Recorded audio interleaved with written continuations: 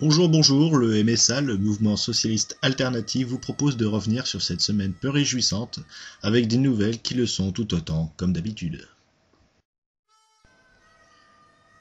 Luc Châtel aurait laissé passer 992 jours avant d'ouvrir le dossier du baccalauréat à 55 jours seulement de son départ. Voilà une belle équipe qui pendant 5 ans n'a rien fait du tout et qui maintenant, à l'heure où ils vont prendre un coup de pied dans le cul pour se faire sortir, ils ont trouvé plein d'idées merveilleuses pour changer la France. Mais bon, le problème c'est que c'est un peu tard maintenant.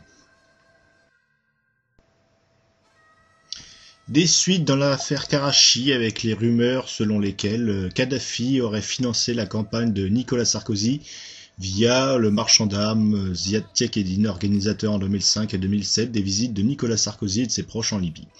Bon, ce ne sont que des rumeurs, mais on a quand même des petits doutes puisqu'un montant de 50 millions d'euros en banque suisse et un compte de Panama sont évoqués dans le document de Mediapart. Mais comme une campagne ne se fait jamais tout seul ou à deux ou à trois, Liliane Bettencourt a évidemment mis la main à la pâte Enfin, c'est ce qui semblerait, puisque certaines arrivées d'argent frais se seraient déroulées avant la campagne présidentielle de Nicolas Sarkozy. Liliane Bettencourt aurait rapatrié 4 millions d'euros en espèces de la Suisse durant 3 ans. Pourquoi faire? Des petites dépenses, quelque chose?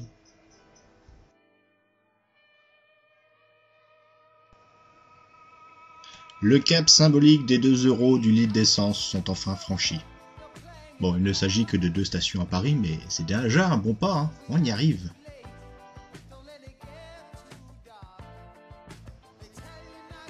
Évidemment, concernant cette hausse des prix, Nicolas Sarkozy nous a donné de grands conseils en nous demandant tout simplement d'aller acheter l'essence là où c'est moins cher.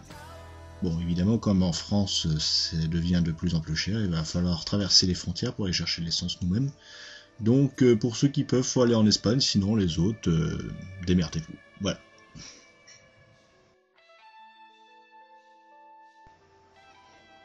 Les ouvriers d'ArcelorMittal de Florange se sont rendus au QG de Nicolas Sarkozy pour lui faire rappeler ses petites promesses de campagne. Ils ont d'ailleurs été très bien reçus, hein. Une troupe de CRS les attendait déjà et ils ont pris du lacrymogène dans la gueule, donc c'est bien. C'était juste pour souligner comme ça que notre cher président, qui veut à tout prix se faire élire, est très diplomate avec les personnes qui sont dans le besoin. Mais que quand quelqu'un conteste, ce sera peut-être mieux de parlementer avec lui plutôt que lui envoyer des policiers à la gueule.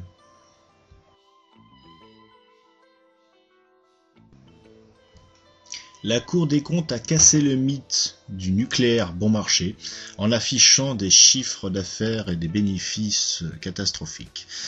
Donc au lieu de foutre je sais plus combien de milliards qu'ils ont mis d'ailleurs dans la rénovation des centrales nucléaires, ça serait bien justement d'investir dans des énergies qui sont renouvelables et qui seraient produites par la population. Donc ça nous éviterait des exploitations de peuples étrangers et des exportations qui coûtent les yeux de la tête.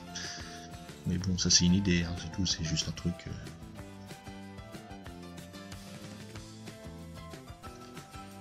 Une nouvelle proposition du président de la République, étendre le congé parental sans solde jusqu'à 18 ans de l'enfant. Je sais pas trop qui est-ce qui aura les moyens de pas bosser pendant 18 ans, mais bon.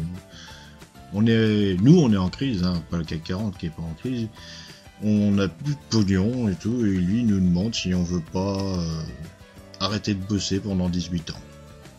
Bon, moi je veux bien, hein, mais sans solde, ça va être compliqué de survivre en vrai. Hein.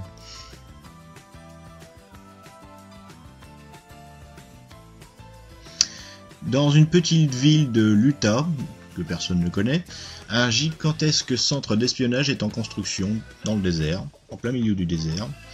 Donc, faudra pas s'inquiéter, c'est juste quelque chose qui a pour but d'espionner toute la planète. Donc je cite juste une petite phrase de l'article comme ça pour donner une idée. Tout le monde est une cible, toute personne qui communique est une cible. Voilà. Comme ça, pas de quoi avoir les pétoches, hein. On est tranquille.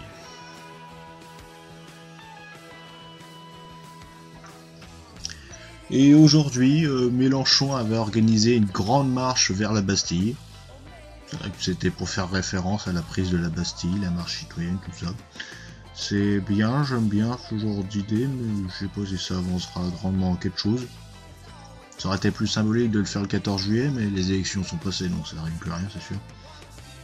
Pour l'instant, on connaît pas trop l'ampleur de la manif, enfin pas moi en tout cas, puisqu'on est dimanche et puis que pas trop de nouvelles. Donc voilà, c'était bon de le signaler pour la semaine. Et puis je vous souhaite une bonne semaine et puis bon courage pour la semaine prochaine, pour ceux qui vont au boulot ou tout ça. Puis pour ceux qui n'ont pas de boulot, j'espère qu'ils trouveront du boulot prochainement.